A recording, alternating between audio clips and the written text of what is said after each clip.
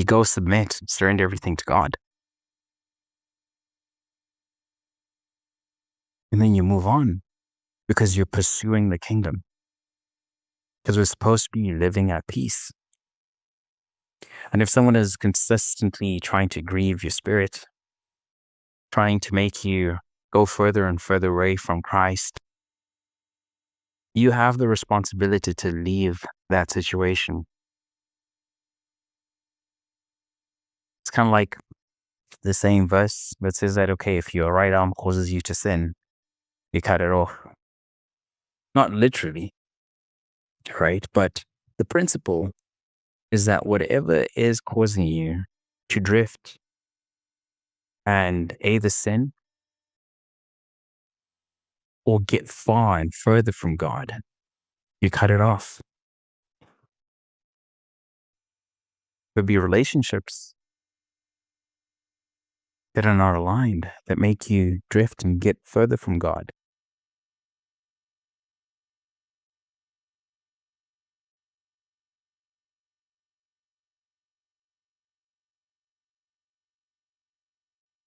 It could be your work. If you're working in a place that doesn't align with the values and principles of God's kingdom, you feel like, okay, I'm drifting away, rethink that.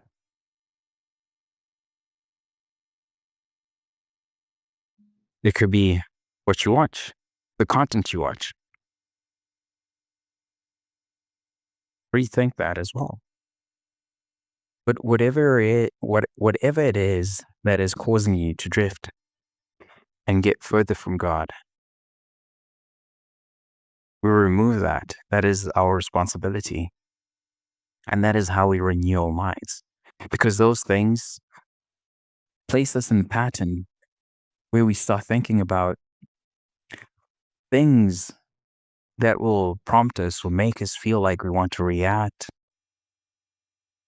Because it also says that you flee.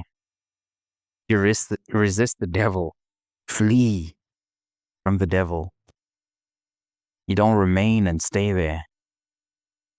You don't entertain temptation. You don't keep flirting with the sin. You leave.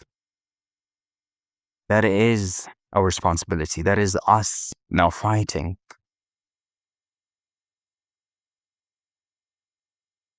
That is how we then become the living sacrifice, removing and cutting those things away, making ourselves holy, renewing our minds, the things that we consume, the content we consume, the conversations that we have.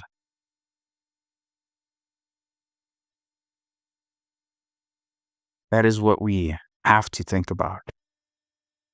And right now, we're going to look at what we've done so far and think about what else we can work on renewing. What thoughts can we renew? What parts of ourselves?